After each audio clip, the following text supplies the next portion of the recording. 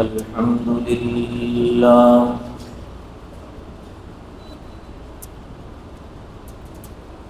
الحمد لله وحده والصلاة والسلام على من لا نبي بعده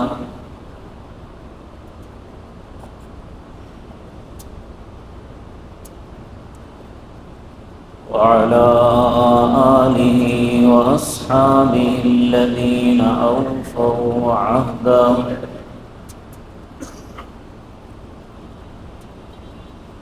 ونشهد أن لا إله إلا الله وحده لا شريك له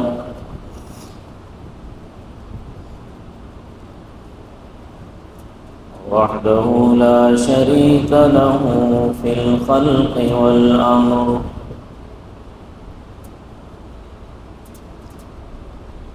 إرغاما لمن جحد به وكفر ونشهد أن سيدنا ومولانا محمدا عبده ورسوله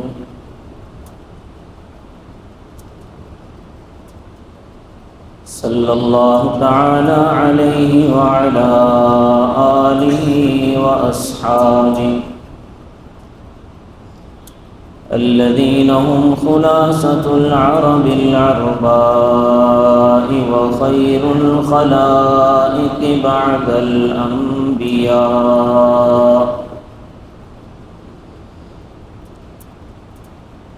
وهم كالنجوم في السماء للاهتداء والاقتداء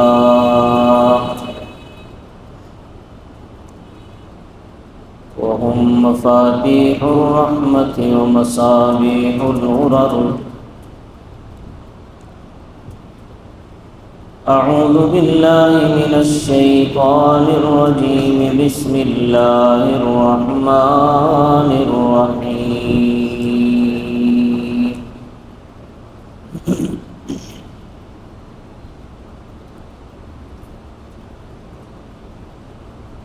وما لكم ألا تنفقوا في سبيل الله ولله ميراث السماوات والأرض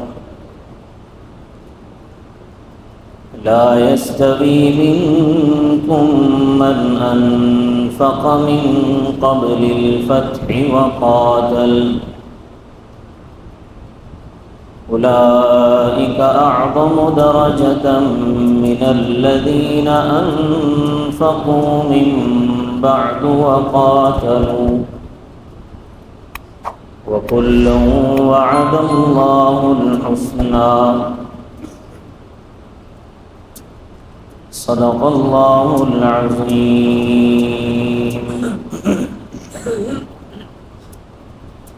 رب اشرح لي صدري ويسر لي أمري واحلل عقدة من لساني يفقه قولي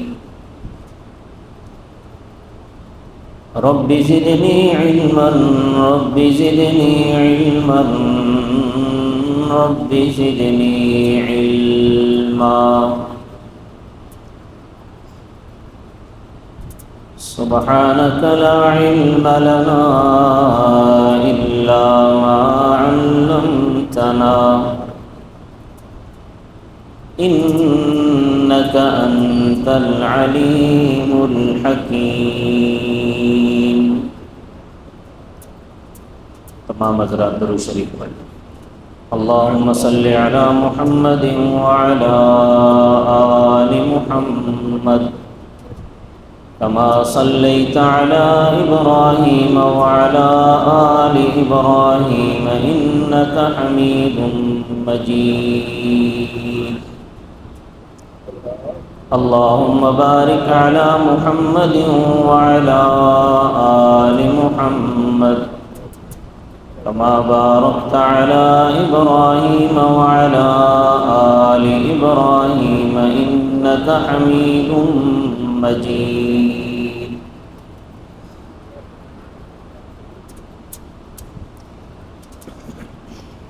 معزز سامعین گرامی قدر،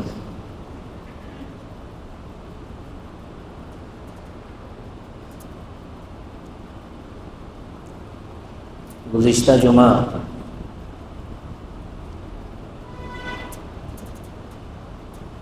میں نے آپ حضرات کے سامنے صحابہ کرام کی مدینہ منورہ سے، مکہ مکرمہ سے مدینہ منورہ کی طرف ہجرت کے اسباب پر اور ہجرت کا راستہ ہموار ہونے پر کچھ معروضات پیش کی تھی۔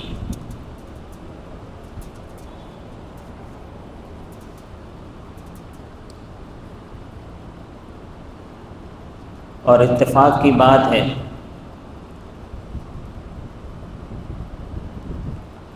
کہ سفر اور اگست ایک ساتھ آ گئے ہیں۔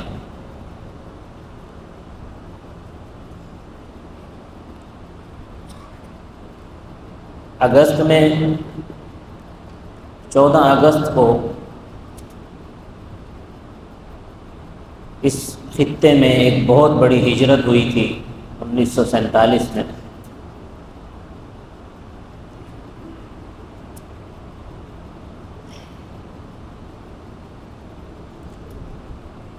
اور 1450 برس پہلے بھی اسی ماہ سفر میں ایک بہت بڑی ہجرت ہوئی تھی۔ 14 اگست کو جو ہجرت ہوئی وہ ہندوستان سے پاکستان کی طرف تھی، اور ماہ سفر میں نبوت کے 13ویں سال جو ہجرت شروع ہوئی وہ مکہ سے مدینہ کی طرف تھی۔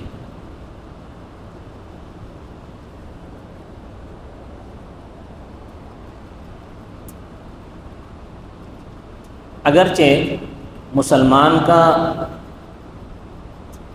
نقطہ نظر یہ ہونا چاہیے کہ ہم اپنی آزادی رمضان المبارک کے مہینے میں منائیں،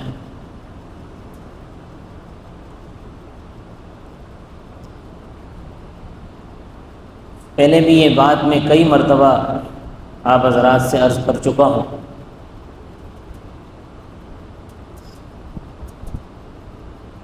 کہ مسلمان کو اپنے تمام حسابات، اپنی عمر کا حساب، اپنے کام کا حساب، اپنے ٹائم کا حساب اسلامی تاریخوں کے اعتبار سے ہی مرتب کرنا چاہیے۔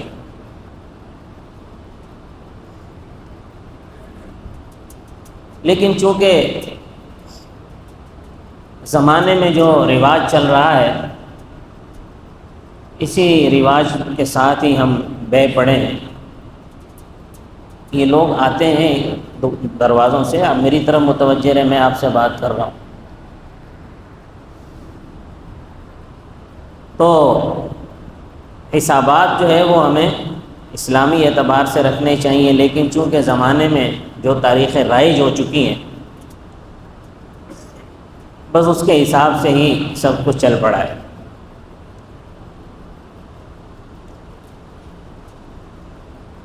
میں یہ بات بھی آپ حضرات کے سامنے بیان کر چکا ہوں کہ اسلامی سال بھی ہے، اسلامی دن بھی ہیں، اور اسلامی ٹائم بھی ہے۔ ہمارے ہاں نہ اسلامی دن رائج ہیں، نہ اسلامی ٹائم رائج ہے، اور نہ اسلامی سال رائج ہے۔ ہمارے ہاں دن بھی انگریزی رائج ہیں کہ ہم اتوار کو چھٹی مناتے ہیں۔ اسلام میں چھٹی جمعے کو ہونی چاہیے کیونکہ جمعہ افضل الایام ہے۔ ہمارے ہاں سال بھی انگریزی رائج ہے، حالانکہ ہمیں اسلامی سال کے اعتبار سے چلنا چاہیے۔ ہمارے ہاں ٹائم بھی انگریزی رائج ہے، حالانکہ ہمیں اسلامی ٹائم کے اعتبار سے اپنے اوقات کو مرتب کرنا چاہیے۔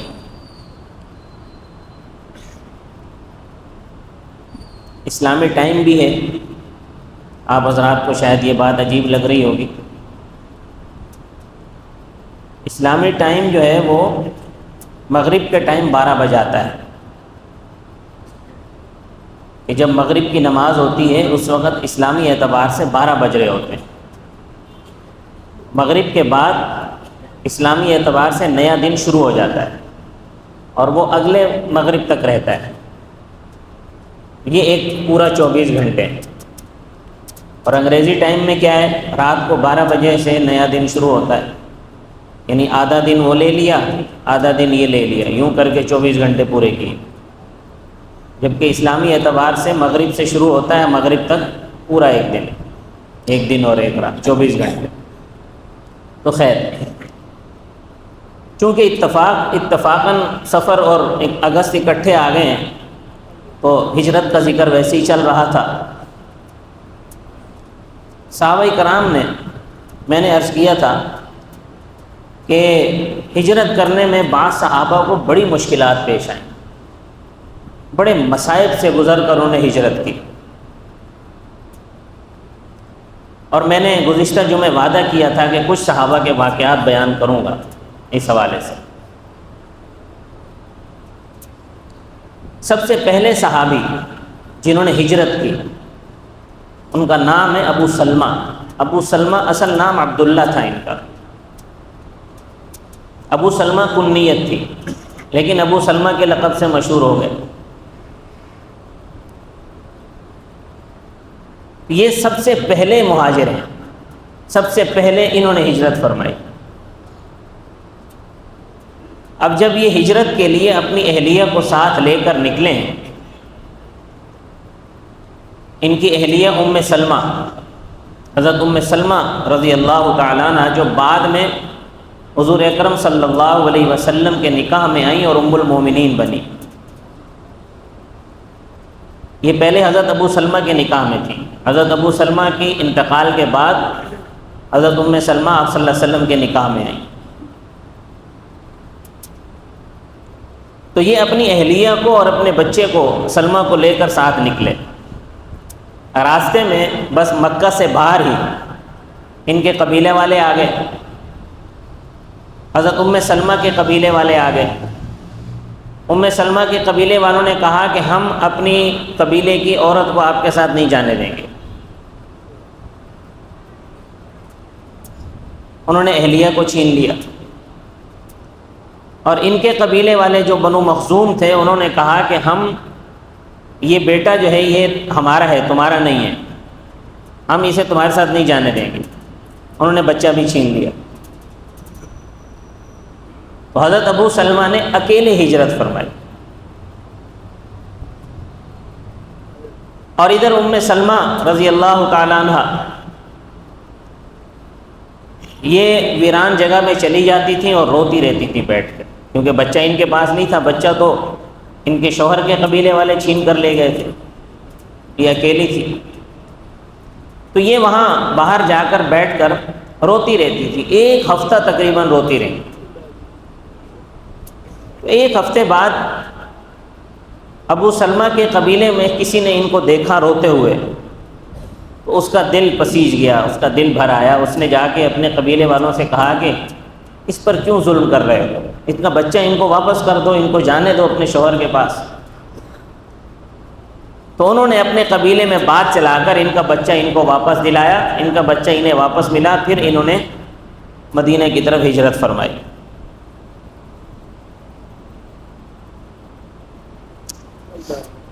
اس کے بعد ایک اور صحابی حضرت ام سلمہ کی ہجرت کا واقعہ بھی بڑا عجیب ہے. حضرت ام سلمہ کا جو والد تھا یہ بڑے سخی آدمی تھے. اگر کسی قافلے کے ساتھ یہ سفر بھی کرتے تو قافلے والوں کا پورا کھانے کا خرچ ان کے ذمہ ہوتا تھا. سب کا کھانے کا خرچ خود اٹھاتے تھے. لیکن آج ام سلمہ پر یہ وقت آیا ہے کہ بالکل تنے تنہا اکیلی ہجرت کر رہی ہیں. راستے میں عثمان بن ابی طلحہ ان سے ملاقات ہو گئی. عثمان بن ابی طلحہ وہ ہیں جن کے پاس کعبۃ اللہ کی کنجی ہوتی تھی، کعبۃ اللہ کے کلید بردار۔ تو انہوں نے ام سلمہ سے پوچھا کہ آپ کہاں جا رہی ہیں؟ انہوں نے بتایا کہ میں مدینہ کی طرف ہجرت کر رہی ہوں۔ عثمان بن طلحہ نے کہا کہ اکیلی؟ ہاں اکیلی جا رہے ہیں۔ تو عثمان بن طلحہ نے ان کے اونٹ کی مہار پکڑی اور ان کے ساتھ چل پڑے۔ جب کسی منزل پر قیام ہوتا تو عثمان بن طلحہ اونٹ کو بٹھا کر خود دور چلے جاتے تھے، تو یہ اٹھ کے آرام کرتی۔ اس کے بعد جب دوبارہ سفر کا ارادہ ہوتا تو یہ اونٹ کی مہار پکڑ لیتی۔ حضرت ام سلمہ رضی اللہ تعالیٰ عنہ فرماتی ہیں کہ میں نے عثمان بن طلحہ سے زیادہ شریف آدمی نہیں دیکھا۔ چنانچہ جب قباء کی بستی نزدیک آئی تو حضرت عثمان بن طلحہ نے کہا کہ لو آپ کی منزل آ گئی ہے، اور وہاں قباء کی بستی کے نزدیک ان کو چھوڑ کر یہ واپس مکہ چلے گئے۔ حضرت صہیب بن سنان رومی رضی اللہ تعالیٰ عنہ، یہ عراق میں دجلہ کے قریب ان کی رہائش تھی۔ یہ چھوٹے بچے تھے، ان کے والد اور چچا کسریٰ کی طرف سے اس علاقے کے گورنر تھے۔ رومیوں نے حملہ کیا ان کے علاقے پر، چونکہ لبے دجلہ ان کا علاقہ واقع تھا۔ رومیوں نے حملہ کیا، علاقے کو تاراج کیا، کچھ گرفتاریاں کی، ان کو بھی گرفتار کر کے لے گئے روم۔ حضرت صہیب رومی یہ اصل میں عراق کے ہیں، یہ رومی اس وجہ سے مشہور ہوئے کہ ان کی پرورش روم میں ہوئی ہے۔ یہ روم پہنچ گئے، وہاں سے ان کو مکہ کے ایک قبیلے نے خریدا اور خرید کر یہاں مکہ لے آئے۔ مکہ میں آ کر عبداللہ بن جدعان نے ان کو خرید کر آزاد کر دیا۔ اللہ پاک نے ان کو بڑا ذہن دیا تھا، بڑے ذہین آدمی تھے، تاجر آدمی تھے۔ انہوں نے وہیں مکہ میں تجارت شروع کی۔ جب تجارت شروع کی تو اللہ پاک نے ان کو تجارت میں بڑا منافع دیا، انہوں نے بڑا مال کمایا۔ یہ ہجرت کرنے والے آخری صحابی ہیں، انہوں نے سب سے آخر میں ہجرت کی۔ اب جب یہ ہجرت کے لیے مکہ سے باہر نکلے تو مکہ کے مشرکین آ گئے، انہوں نے بولا یہ کیسے ہو سکتا ہے کہ تم مال یہاں کماؤ، سارا کچھ یہاں کماؤ اور یہاں کما کر کمایا ہوا مال یہاں سے تم مدینہ لے جاؤ، ہم تمہیں نہیں جانے دیں گے۔ تو حضرت صہیب ایک چوٹی پر چڑھ گئے، ایک ٹیلا تھا اس پر چڑھ گئے اور تیر کمان نکال لیا، فرمایا کہ دیکھو تمہیں پتہ ہے کہ میں تیر اندازی میں ماہر ہوں، میں سب سے پہلے تم سب پر تیر برساؤں گا، جو میرے تیر کا نشانہ بنے گا وہ بچ نہیں سکے گا، اور جب تیر ختم ہو جائیں گے تو میں اپنی تلوار نکال کر تمہارا مقابلہ کروں گا، یا شہید ہو جاؤں گا، تمہارے ہاتھ نہیں آؤں گا۔ اور پھر کہا کہ چلو اگر تمہیں مال چاہیے تو اگر میں تمہیں مال دے دوں تو پھر مجھے جانے دو گے؟ انہوں نے کہا ہاں آپ مال دے دو، جانے دیں گے۔ تو حضرت صہیب نے کہا کہ وہ جو میرا گھر ہے، میرے گھر کے فلاں کونے میں کھدائی کرو، وہاں میرا سارا مال رکھا ہوا ہے، وہ سارا اٹھا لو، تم لے لو۔ تو وہ مشرکین وہاں سے چلے گئے۔ حضرت صہیب رومی اپنا سارا مال دے کر مدینہ کی طرف ہجرت کر گئے۔ رسول اللہ صلی اللہ علیہ وسلم سے آ کر ملے اور آپ صلی اللہ علیہ وسلم کو بتایا کہ میرے ساتھ تو راستے میں یہ ہوا ہے۔ تھوڑا شکوہ بھی کیا کہ یا رسول اللہ مجھے بھی ساتھ لے آتے۔ حضرت ابوبکر صدیق سے شکوہ کیا کہ آپ اکیلے ہی رسول اللہ کو لے کر نکل آئے، مجھے بھی ساتھ لے آتے۔ تو آپ صلی اللہ علیہ وسلم نے فرمایا کہ صہیب تم نے نفع کا سودا کیا، اپنا سارا مال دے دیا، کوئی بات نہیں، مال سارا چھوڑ کر آپ یہاں آئے ہو، کوئی بات نہیں، تم نے اللہ کے ساتھ نفع کا سودا کیا۔ حضرت صہیب کی عمر بھی بہت لمبی ہوئی ہے، 200-250 سال عمر تھی ان کی۔ تمام خلفائے راشدین کا دور دیکھا ہے انہوں نے۔ اللہ پاک نے حضرت صہیب کو بڑا نوازا تھا، اور ہجرت میں اللہ پاک نے ویسے ہی برکت رکھی ہے۔ جو لوگ انڈیا چھوڑ کر پاکستان آئے ہجرت کر کے، آج سارے خوشحال ہیں الحمدللہ، کسی کو کوئی پریشانی نہیں ہے، یہ برکت ہے ہجرت کی۔ مکہ سے بھی جو لوگ ہجرت کر کے مدینہ گئے، شروع میں کچھ غربت دیکھی انہوں نے، بعد میں اللہ نے سب کو بڑا نوازا۔ حضرت عبد الرحمن بن عوف رضی اللہ تعالیٰ عنہ جب مکہ سے مدینہ کی طرف ہجرت کرنے کے لیے نکلے تو مکہ والے آ گئے، انہوں نے کہا کہ ہم تو نہیں جانے دیتے۔ انہوں نے حضرت عبد الرحمن بن عوف سے سواری چھین لی، اور حضرت عبد الرحمن بن عوف کے پاس جو کچھ تھا سب کچھ لے لیا، کچھ بھی باقی نہیں بچا ان کے پاس، یوں بالکل بے سر و سامانی کے عالم میں مدینہ پہنچے۔ ایک انصاری صحابی سے آپ صلی اللہ علیہ وسلم نے ان کا بھائی چارہ کروا دیا، مواخات کروا دی۔ تو اس انصاری صحابی نے کہا کہ عبد الرحمن، میرا مکان ہے، اس میں آدھا مکان آپ لے لو، آدھا میں لے لیتا ہوں، میری 2 بیویاں ہیں، آپ میری دونوں بیویوں کو دیکھ لو، آپ کو جو پسند آئے مجھے بتا دو، میں اس کو طلاق دے دیتا ہوں، عدت کے بعد آپ اس سے نکاح کر لینا۔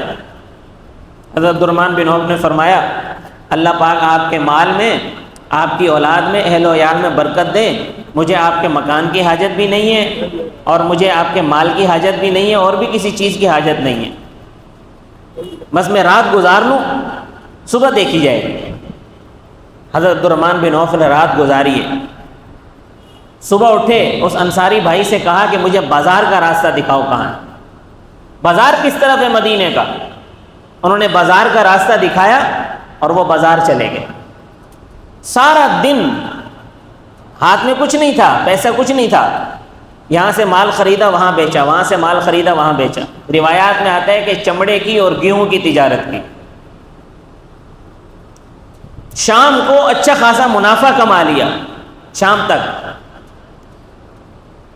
اپنے انصاری بھائی کو بھی کچھ پیسے لا کر دیے، ان کے لیے راشن وغیرہ لے کر آئے، حضور اکرم صلی اللہ علیہ وسلم کے لیے تحفہ بھی لے کر آئے۔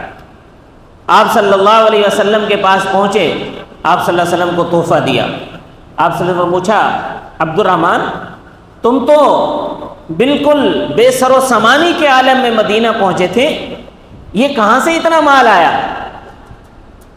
حضرت عبد الرحمن بن عوف نے عرض کی کہ یا رسول اللہ، میں نے تجارت کی ہے، میں صبح اٹھ کے بازار چلا گیا، تجارت کی، جو مال کمایا اس میں سے آپ کے لیے تحفہ لے کر آیا۔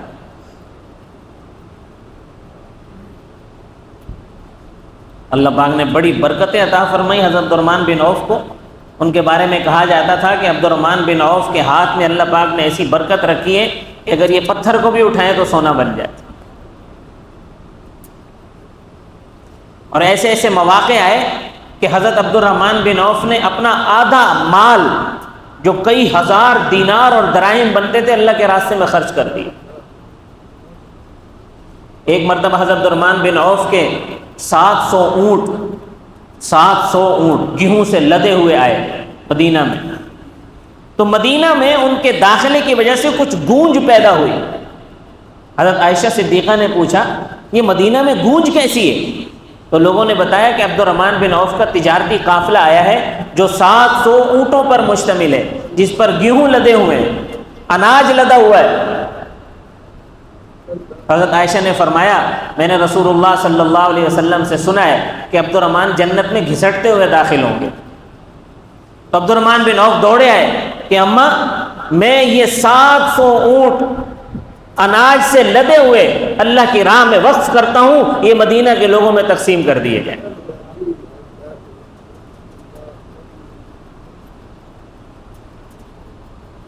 تو اللہ پاک نے ہجرت میں بڑی برکتیں رکھی ہیں، بڑا نوازا ہے۔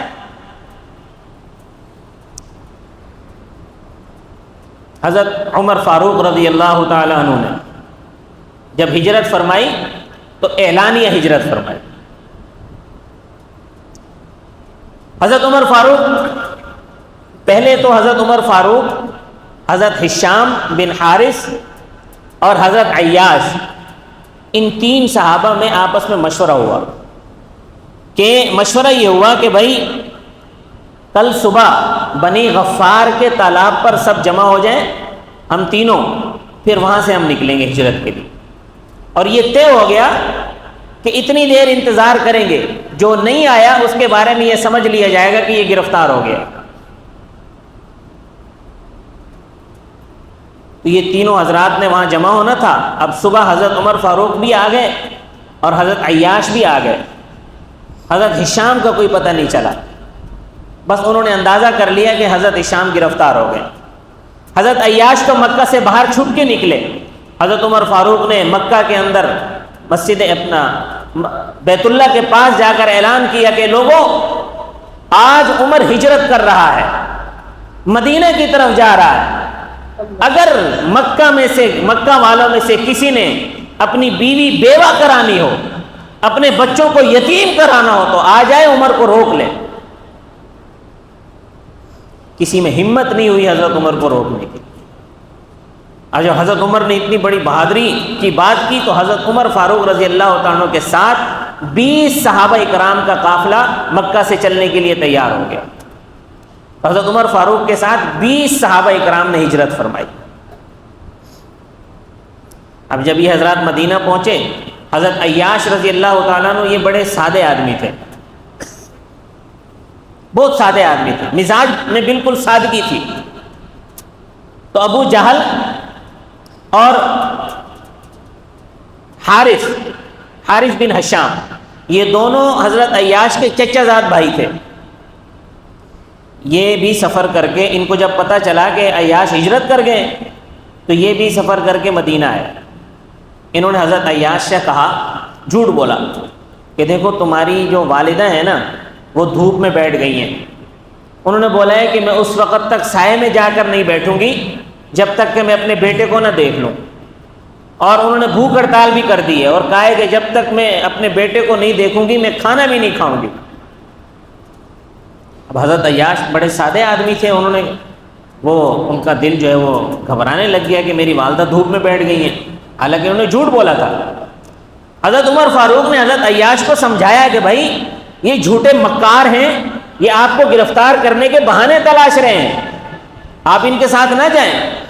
لیکن حضرت عیاش نے کہا کہ نہیں، میں جاؤں گا. تو وہ ان کے ساتھ واپسی کے لیے چل پڑا. راستے میں انہوں نے کہا کہ جی تھوڑا تھک گئے ہیں، آرام کر لیتے ہیں. حضرت عیاش نے کہا ٹھیک ہے.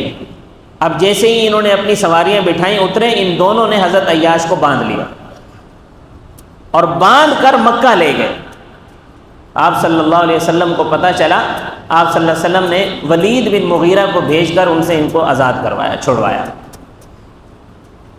تو یہ اس قسم کی حرکتیں انہوں نے کی.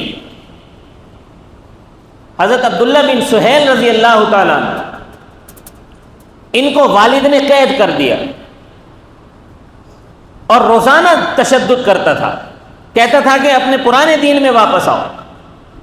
حضرت عبداللہ بن سہیل نے کہا کہ ٹھیک ہے میں واپس آتا ہوں تمہارے دین میں. بظاہر ان کا دین قبول کر لیا. اب جب کچھ عرصے بعد غزوہ بدر ہوا تو یہ مشرکین کی طرف سے بدر میں شریک ہوئے. جیسے ہی وہاں پہنچے چپکے سے فوراً نبی کریم صلی اللہ علیہ وسلم کے پاس چلے گئے. مشرکین کا لشکر چھوڑا اور وہاں بھاگ گئے. پھر اس کے بعد وہ مدینہ میں ہی رہے. حضرت زینب رضی اللہ تعالی عنہ، حضور اکرم صلی اللہ علیہ وسلم کی صاحبزادی، ان کا نکاح ہوا تھا ابو العاص بن ربیع سے. ابو العاص یہ بدر میں گرفتار ہو گئے تھے، ابھی تک مسلمان نہیں ہوئے تھے، بدر میں مشرکین کی طرف سے شریک تھے. تو چونکہ نبی کریم صلی اللہ علیہ وسلم نے یہ فیصلہ کیا کہ بدر میں جو قید ہو گئے ہیں وہ فدیہ دیں اور چلے جائیں، کہ فدیہ لے کر سب کو چھوڑا جائے گا. تو حضرت زینب بنت محمد، حضرت زینب رضی اللہ تعالیٰ عنہ نے ان کے پاس ایک ہار تھا جو حضرت خدیجہ الکبریٰ نے انہیں دیا تھا، وہ ہار بطور فدیہ اپنے شوہر کی آزادی کے لیے بھیجا۔ آپ صلی اللہ علیہ وسلم نے وہ ہار دیکھا تو آپ کی آنکھوں میں آنسو آ گئے، حضرت خدیجہ کی یاد آ گئی۔ حضرت خدیجہ سے آپ صلی اللہ علیہ وسلم بہت محبت فرماتے تھے۔ حضرت خدیجہ رضی اللہ تعالیٰ عنہ ام المومنین آپ کی وہ اہلیہ ہیں جنہوں نے آپ صلی اللہ علیہ وسلم کو، جب آپ صلی اللہ علیہ وسلم مصائب کے گرداب میں تھے، پورا مکہ آپ کا مخالف تھا، اس وقت حضرت خدیجہ الکبریٰ نے آپ کو سہارا دیا۔ اس وقت آپ کی گھر کی غم گسار حضرت خدیجہ الکبریٰ رضی اللہ تعالیٰ عنہ تھی۔ حضرت خدیجہ کی وفات سے پہلے جب تک حضرت خدیجہ آپ کے نکاح میں رہیں، آپ صلی اللہ علیہ وسلم نے کوئی نکاح نہیں فرمایا۔ حضرت عائشہ فرماتی ہیں کہ آپ صلی اللہ علیہ وسلم حضرت خدیجہ کی اتنی تعریف کیا کرتے تھے کہ بعض اوقات ہمیں غیرت آنے لگتی تھی۔ تو آپ صلی اللہ علیہ وسلم کے دل میں اپنی اس اہلیہ کی یادیں موجود تھیں، آپ کی آنکھوں میں آنسو آ گئے۔ آپ نے ابو العاص سے کہا، کبھی دیکھو میں تمہیں آزاد کر رہا ہوں، یہ ہار بھی لے جاؤ، لیکن میری بیٹی کو مدینہ بھیج دینا چاہتے ہی۔ تو ابو العاص نے کہا کہ ٹھیک ہے۔ ابو العاص مکہ پہنچے، مکہ پہنچ کر حضرت زینب کو اپنے بھائی کنانہ کے ساتھ مدینہ کے لیے روانہ کرے۔ اب جب مشرکین کو پتہ چلا کہ محمد کی بیٹی ہجرت کر کے مدینے جا رہی ہے، وہ سامنے آ گئے۔ حضرت زینب رضی اللہ تعالیٰ عنہ اونٹ پر سوار تھی۔ ایک شخص تھا جس نے حضرت زینب کو، حبار بن اسود اس کا نام تھا، حبار بن اسود نے حضرت زینب کو اونٹ سے نیچے گرا دیا۔ اونٹ کو اس نے ٹھوکا لگایا، اونٹ نے ان کو نیچے گرا دیا۔ حضرت زینب حمل سے تھی، آپ کا حمل ضائع ہو گیا۔ تو یہ جو کنانہ تھے ابو العاص کے بھائی، انہوں نے تلوار نکال لی۔ انہوں نے فرمایا کہ میں اپنی بھابھی کو لے کر مدینہ جا رہا ہوں، اب اگر کسی نے ان کو تکلیف پہنچائی تو میں تم سے لڑوں گا یہاں تک کہ میں مر جاؤں، اس کے بعد میری لاش سے گزر کر تم ان تک پہنچ سکو گے، ورنہ میں تمہیں ان تک نہیں پہنچنے دوں گا۔ ابو سفیان نے سب کو منع کیا، بولا رکو۔ ابو سفیان کنانہ کے پاس آیا اور اس سے آ کر کہا کہ دیکھو محمد کی بیٹی مکہ چھوڑ کر آرام سے چلی جائے تو ہماری بےعزتی ہے، تم ایسا کرو ابھی نہیں لے کر جاؤ، کل لے کر چلے جانا۔ تو کنانہ نے اس بات کو قبول کر لیا۔ اگلے دن وہ حضرت زینب کو لے کر مدینہ چلے گئے۔ جب مکہ فتح ہوا تو جب آپ صلی اللہ علیہ وسلم نے اعلان کیا کہ سب کو معافی ہے، لیکن ان چند لوگوں کو معافی نہیں ہے، یہ جہاں بھی ملے ان کو قتل کر دیا جائے، ان میں یہ حبار بن اسود بھی تھا۔ حبار بن اسود کے بارے میں بھی آپ صلی اللہ علیہ وسلم نے فرمایا یہ جہاں ملے اس کو قتل کر دیا جائے، لیکن یہ آپ صلی اللہ علیہ وسلم کی خدمت میں حاضر ہوا اور آ کر معافی مانگی۔ آپ صلی اللہ علیہ وسلم نے اسے معاف کر دیا، اس نے اسلام قبول کر لیا۔ اتنی مشکلات اٹھا کر جب صحابہ کرام نے ہجرت فرمائی، اتنی پریشانیاں اٹھا کر، اتنے مصائب کے ساتھ جب ہجرت فرمائی تو اللہ تبارک و تعالی نے صحابہ کرام کو نوازا۔ پھر دیکھیں آپ کہ ہجرت کے بعد اسلام کو عروج شروع ہوا ہے۔ ہجرت سے پہلے صحابہ کرام پر کتنے مصائب تھے، کتنی مشکلات تھی، کتنی تنگیاں تھیں، لیکن ہجرت کے بعد پہلے سال ہی غزوہ بدر ہوا۔ اللہ پاک نے ایسی مدد فرمائی کہ غزوہ بدر میں 70 سردار کفار کے مارے گئے اور 70 سردار گرفتار ہوئے۔ تو ہجرت کے بعد ہی عروج ہوتا ہے۔ ہجرت کرنے کا مقصد کیا تھا صحابہ کرام کا؟ تاکہ دین پر عمل کرنا ہمارے لیے آسان ہو جائے، دین پر عمل کرنا ہمارے لیے آسان ہے۔ مکہ میں دین پر عمل کرنے میں رکاوٹیں ہیں، مکہ والے دین پر عمل نہیں کرنے دیتے، شریعت پر عمل نہیں کرنے دیتے، ظلم و ستم کرتے ہیں، تو مکہ چھوڑو مدینہ چلے جائیں تاکہ وہاں پر دین پر عمل کرنا آسان ہو جائے۔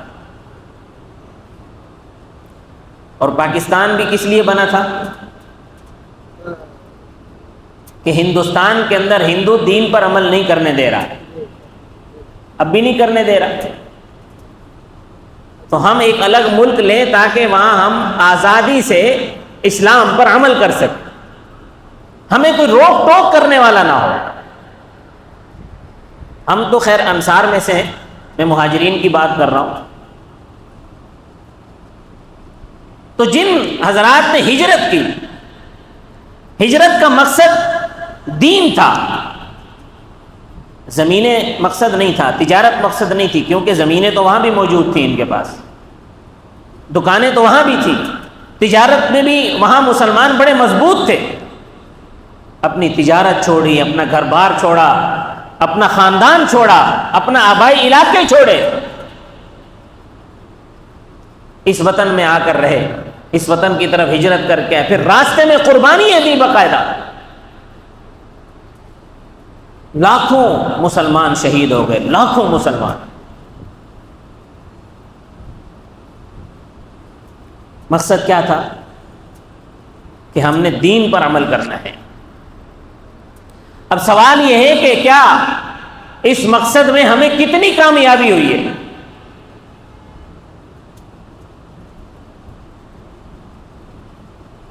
کیا ہم اپنے مقصد میں کامیاب ہوئے ہیں یا نہیں ہوئے؟ اس کا جواب یہ ہے کہ ہم نہیں ہو سکے، آج تک نہیں ہو سکے۔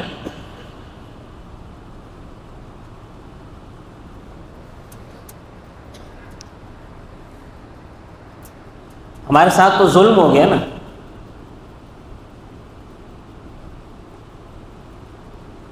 یہاں پر بھی دینداروں کے لیے حالات کو تنگ کر دیا گیا، اور وہاں پر تو پہلے سے ہی تنگ تھے حالات۔ یہاں پر بھی دین پر عمل کرنا مشکل بنا دیا گیا۔ یہاں دین پر عمل کرنا زور زبردستی سے مشکل نہیں بنایا گیا، بلکہ مسلمانوں کے اندر بے حیائی کو داخل کیا گیا، مسلمانوں کے اندر بے حیائی کو داخل کیا گیا، بے شرمی کو داخل کیا گیا۔ جب بے حیائی کسی قوم میں آتی ہے تو وہ دین سے دور ہو جاتی ہے، اور بے حیائی اتنا بڑا گناہ ہے کہ جس کی وجہ سے اللہ کا عذاب آتا ہے۔ اللہ کا عذاب کس صورت میں آتا ہے؟ قحط کی صورت میں آتا ہے، مہنگائی کی صورت میں آتا ہے، نااہل حکمرانوں کی صورت میں آتا ہے۔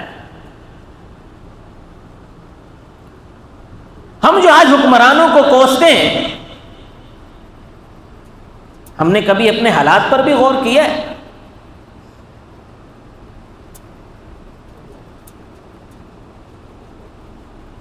جو کچھ طے ہوا تھا وہ تو نہیں ملا۔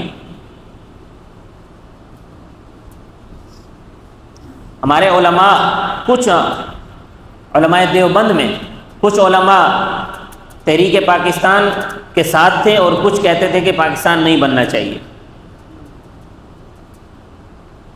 وہ یہ نہیں کہتے تھے کہ پاکستان نہیں بننا چاہیے،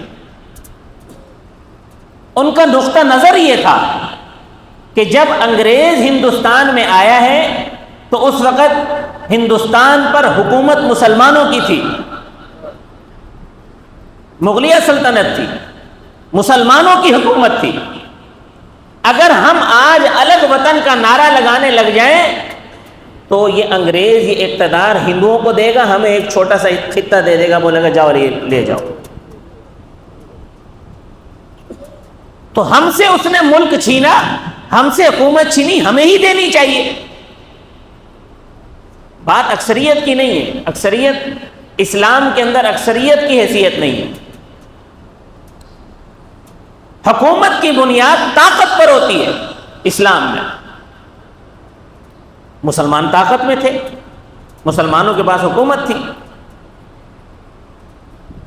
وہ پاکستان بننے کے مخالف نہیں تھے، ان پر الزام لگایا جاتا ہے کہ وہ پاکستان بننے کے مخالف تھے. جی ان مولویوں نے تو پاکستان بننے کی مخالفت کی تھی, یہ تو پاکستان بنانا نہیں چاہتے تھے.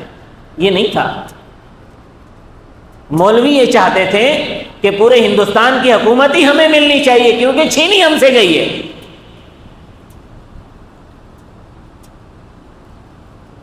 لیکن ہمارے ہی علماء کچھ تحریک کے ساتھ بھی تھے. ان کا نظریہ یہ تھا کہ چونکہ ہندو یہاں اکثریت میں ہے اور اس وقت دنیا کے اندر یہ رواج ہے, یہ بات رائج ہے کہ جو اکثریت میں ہوگا اس کو حکومت ملے گی, تو انگریز حکومت ہمیں کبھی بھی نہیں دے گا, ہندو کو دے گا. جب ہندو کو حکومت دے گا تو ہندو مسلمانوں کو کبھی برداشت یہاں نہیں کریں گے. اس لیے ہمیں الگ خطہ چاہیے تاکہ ہم وہاں دین پر آزادی سے عمل کر سکیں. چنانچہ تحریک کامیاب ہوئی. جب تحریک کامیاب ہو گئی تو جو علماء اس بات کے مخالف تھے کہ مسلمانوں کو الگ خطہ ملنا چاہیے, انہی کے بیانات ریکارڈ پر موجود ہیں. انہوں نے یہ فرمایا کہ جب مسجد بنانے کے وقت تو اختلاف ہوتا ہے کہ کہاں بننی چاہیے, کیسی بننی چاہیے, کتنی بڑی جگہ پہ بننی چاہیے, لیکن جب مسجد بن جائے, جہاں بن جائے, جیسی بن جائے, اس کا احترام سب پر لازم ہے.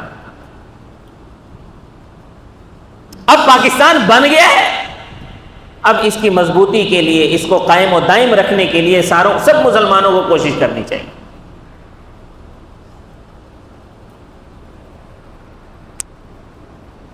تو اس کے احترام کے قائل تھے وہ. اور دنیا کے اندر اس وقت 2 ریاستیں مذہب کے نام پہ وجود میں آئیں. 2 ریاستیں, ایک پاکستان اور دوسرا اسرائیل. یہ 2 ریاستیں مذہب کے نام پر وجود میں آئیں. اسرائیل یہودی مذہب کے نام پر ریاست وجود میں آیا اور پاکستان اسلامی مذہب کے نام پر وجود میں آیا. لیکن جس مقصد کے لیے ہم نے یہ ملک حاصل کیا تھا, آج اتنا عرصہ گزرنے کے بعد بڑے افسوس سے ہمیں کہنا پڑتا ہے کہ جو قربانیاں ہمارے بڑوں نے دی تھیں, ہمارے لوگوں نے جو قربانیاں دی تھیں, بظاہر اس کے نتائج ہمیں نہیں ملے. لیکن اللہ کی ذات سے ہم نا امید نہیں ہیں, اللہ کی ذات سے ہم نا امید نہیں ہیں, کیونکہ شہید کا خون رائے گا نہیں جاتا.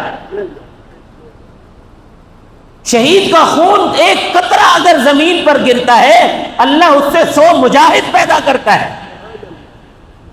تو شہیدوں کا خون رائے گا. ہزاروں لاکھوں لوگوں نے جو قربانیاں دیں اس ملک کے بننے کے لیے, ان کا خون رائے گا چلا جائے گا؟ رائے گا نہیں جائے گا. حضرت مولانا اشرف علی تھانوی رحمۃ اللہ علیہ, یہ بھی پہلے پاکستان بننے کے مخالف تھے. فرماتے ہیں کہ میں نے ایک رات خواب میں دیکھا, مجھے نبی کریم صلی اللہ علیہ وسلم کی زیارت ہوئی. آپ صلی اللہ علیہ وسلم نے مجھ سے کہا کہ پاکستان بننا چاہیے, مسلمانوں کے لیے ایک الگ خطہ بننا چاہیے. تو فرماتے ہیں کہ اس کے بعد میں مسلم لیگ میں شامل ہوا, اس کے بعد میں نے تحریک کے پاکستان کے لیے کوششیں شروع کی اور فتاوی جات دیے. تو پاکستان ایسے ہی نہیں وجود میں آ گیا. ہمیں امید ہے اللہ کی ذات سے, انشاءاللہ اللہ اس ملک سے, اس ملک کے باسیوں سے بہت بڑا کام لیں گے, دین کی خدمت کا بہت بڑا کام لیں گے. اور اس کی تیاریاں تو ہو چکی ہیں. ہمارے پاس ایٹم بم بھی ہے اس ملک کے پاس, اور ہمارے پاس جدید ترین ساری چیزیں موجود ہیں, اور اللہ پاک انشاءاللہ تعالی اس ملک سے بڑا کام لیں گے. تو مایوس نہ ہو, مایوسی گناہ ہے. اللہ کی ذات سے امید کو برقرار رکھیں. اور ابھی جشن آزادی آ رہا ہے, باجوں کے بغیر اس کو منائیں. اور مسلمان جو ہے وہ جشن آزادی اللہ کا شکر ادا کر کے منایا کرتا ہے, نہ یہ ہے کہ باجے بجا کر دوسروں کو پریشان کریں, بلکہ اللہ کا شکر ادا کریں, شکرانے کے نوافل پڑھیں. اور جتنا اللہ کا شکر ادا کیا جائے کم ہے کہ اللہ پاک نے ہمیں آزادی میں سانس لینے کی توفیق نصیب فرمائی ہے. اللہ تبارک و تعالی مجھے اور آپ کو عمل کی توفیق عطا فرمائے. وما علینا الا البلاغ.